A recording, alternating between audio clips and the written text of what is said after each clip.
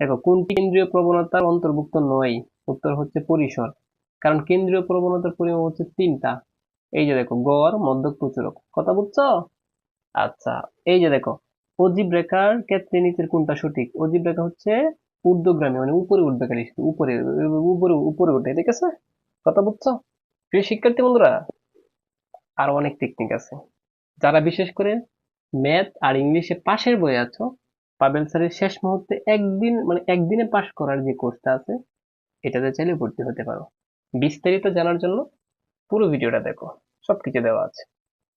আর যদি তোমাদের সৃজনশীলের দরকার হয়, যে স্যার সৃজনশীল কিছু সাজেশন দেন যেটা থেকে 100% কমন পড়বে, যদি এই ভিডিওর মাধ্যমে কমেন্ট বেশি হয়, তাহলে অবশ্যই প্রত্যেকটা অধ্যায় থেকে তোমাদেরকে মোস্ট কমন কিছু এমসিকিউ দিব। এমসিকিউ তো দিলামই, সৃজনশীল দিব, অর্থাৎ সিকিউ দিব। দেখা হবে তোমাদের সাথে অন্য একটা ভিডিওতে।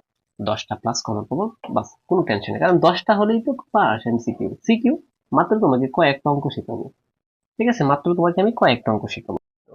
আবার এই অধ্যায় থেকে এভাবে থাকতে পারে যে, দেখো এলোমেলো কতগুলো সংখ্যা থাকবে, এই সংখ্যাগুলোর গড় কত, সবগুলো সংখ্যা যোগ করে জয়টার সংখ্যা অত দ্বারা ভাগ দেওয়া, বাস, কাজ শেষ। এভাবে এলোমেলো থাকতে পারে মদ্যক কত, মদ্যক, এই যে মদ্যক থেকে থাকতে পারে, প্রচুরক থেকে থাকতে পারে। এই সিস্টেম আমি যেভাবে দেখাচ্ছি, ঠিক আছে? এই যে দেখো নিচের কোনটি বিচ্ছিন্ন চলক? বিচ্ছিন্ন, এই যে শ্রেণী সংখ্যা বা শিক্ষার্থীর সংখ্যা, দেখছো? উত্তর এখানে পেয়ে যাচ্ছি। এভাবে থাকবে, এভাবে থাকবে, এমসিকিউ কিন্তু এভাবে থাকবে।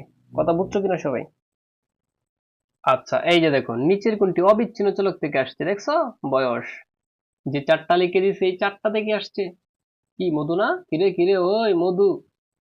এই শিক্ষার্থী বন্ধুরা যারা মধু মধু করে পাশ করতে চাও, ঠিক আছে, জাস্ট আমার ভিডিওগুলো দেখো, সিরিয়ালে প্রত্যেকটা ভিডিও দিয়েছি। দেখো পরীক্ষার নম্বর ও জনসংখ্যা কোন ধরনের, এই যে জনসংখ্যা আছে তাহলে বিচ্ছিন্ন হয়ে যাবে, বাস, কাজ শেষ। দেখছো? আচ্ছা, আরেকটা এমসিকিউ কিভাবে থাকতে পারে, দেখো কেন্দ্রীয় প্রবণতার, এই যে দেখো কোনটি কেন্দ্রীয় প্রবণতার অন্তর্ভুক্ত নয়? উত্তর হচ্ছে পরিসর। কারণ কেন্দ্রীয় প্রবণতার পরিমাপ হচ্ছে তিনটা। এই যে দেখো গড়, মধ্যক, প্রচুরক। কথা বুঝছো? আচ্ছা, এই যে দেখো অজীব রেখার ক্ষেত্রে নিচের কোনটা সঠিক? অজীব রেখা হচ্ছে ঊর্ধ্বগামী, মানে উপরে উঠবে, খালি শুধু উপরে উপরে উপরে উঠে, ঠিক আছে? কথা বুঝছো? প্রিয় শিক্ষার্থী বন্ধুরা, আরো অনেক টেকনিক আছে। যারা বিশেষ করে ম্যাথ আর ইংলিশে পাশের বই আছো, পাবেল স্যারের শেষ মুহূর্তে একদিন, মানে একদিনে পাশ করার যে কোর্সটা আছে, এটাতে চাইলে ভর্তি হতে পারো। বিস্তারিত জানার জন্য পুরো ভিডিওটা দেখো, সবকিছু দেওয়া আছে। আর যদি তোমাদের